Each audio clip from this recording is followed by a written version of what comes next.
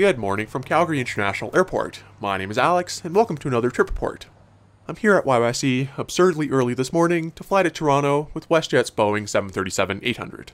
First things first though, this was filmed all the way back in February of 2020, since it was part of my UK trip to fly on Air Transat's A310. So some things here are automatically a bit out of date, but given it's a flight in their then relatively new 737 premium seats, it is still an interesting one.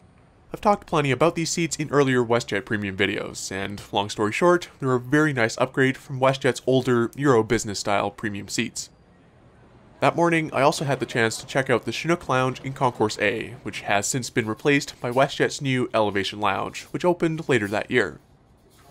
At this time of morning, they didn't have much to offer as far as hot food went, but I didn't have much time before boarding started anyway, so I ended up just grabbing a muffin to go. I will miss the views that this lounge had though, and I'm curious to see what they'll end up using this space for. Today's flight to Toronto will be operated by this 6-year-old Boeing 737-800, registered as Charlie Foxtrot Uniform Sierra Mike. Like all of WestJet's 737-800s, this was delivered fresh from Boeing, and is still flying around today. I've only flown WestJet Premium before, on mainly shorter flights between Calgary and Vancouver, so I was curious to see what WestJet would offer on this 3.5-hour flight. Let's go check it out.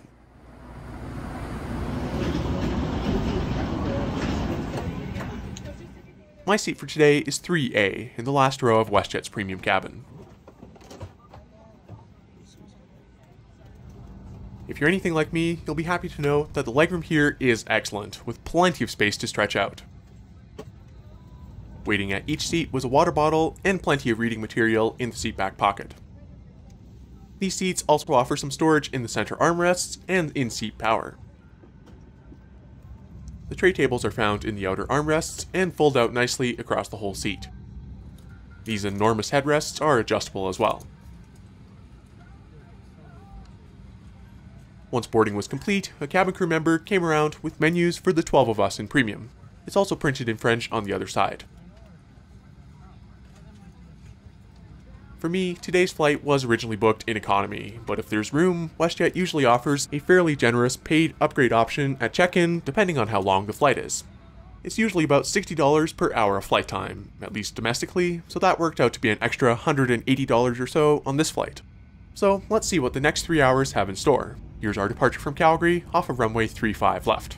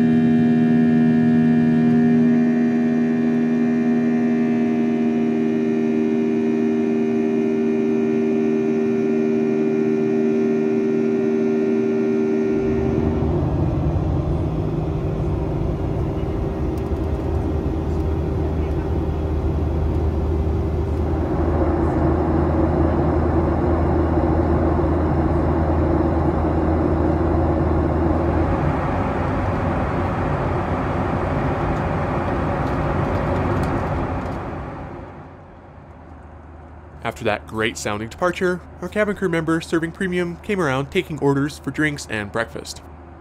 As the sun rose, these wet towels were also handed out. That was followed by the usual, at the time, WestJet wax placemat and cutlery, and my cup of coffee with a Biscoff. A couple minutes later, the breakfast plate appeared, and I went for the pancakes. This came with some yogurt, fruit, and a chocolate pastry. The yogurt and pastry were both tasty enough, as was the fruit, and the pancakes were actually pretty good. Our cabin crew member did warn me that the dish was hot, but maybe a bit too hot. One pancake on the end was a little bit crispy, but overall I really enjoyed this, and it was nice to get a bit of a larger meal on the 737. In the seat back pocket, WestJet had their usual contents. There's a safety card, air sickness bag, the WestJet magazine, and a WestJet MasterCard pamphlet. Remember when airlines had physical in-flight magazines? I kinda miss these. Hopefully 2022 is the year they come back. You'll also notice one seemingly glaring omission to these seats, and that's the lack of in-flight entertainment screens.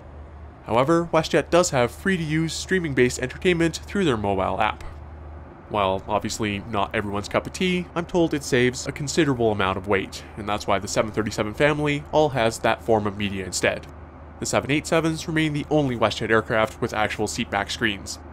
The selection is pretty good though, with plenty of movies and TV series to watch, as well as in-flight Wi-Fi being available for purchase. There's also a moving map. WestJet 737-800s have 174 seats in 2 classes. In the back are 162 economy seats in the usual 3-3 configuration. For those in need of extra legroom, the first 4 rows of economy class have more space, and row 4 right behind premium looks to have the best of them all. There's also the 2 exit rows in the middle.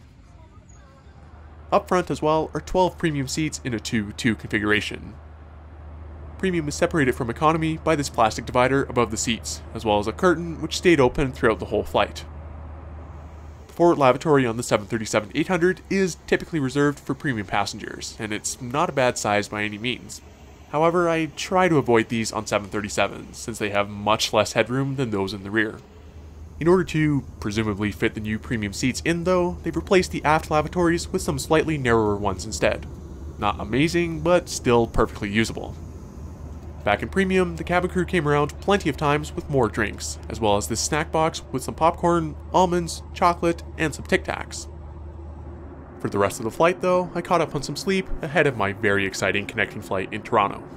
With some amazing views of Lake Huron, we began our descent, and here's our arrival into Pearson, landing on runway 05.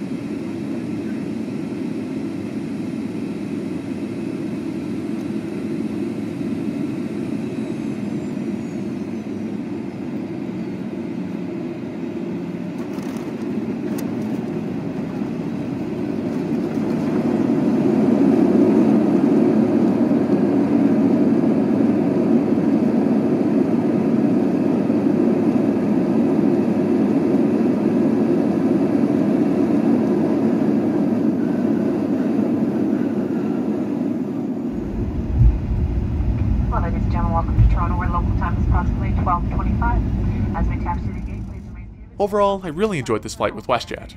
The cabin crew were so nice as usual, the food was pretty good, and of course these new seats are very comfortable. At this point, I think the 737 premium cabin refits are completely done, as far as I know, and you'd likely be getting these seats no matter what. For me personally, I would definitely pay to upgrade to premium again. Maybe not at the time of uploading this, while there's still some unfortunate cost cutting going on, but certainly when things are a bit more stable. Booking premium to begin with is a bit more expensive compared to booking economy and then upgrading. On certain flights, I think it's a good deal.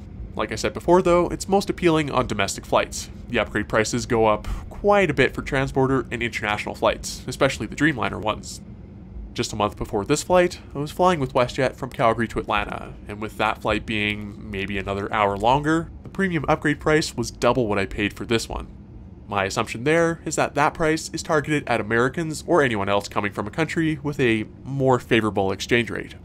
Regardless, this was a good flight with pre-COVID WestJet, and it was a pleasure to finally fly in their new premium seats on the 737-800.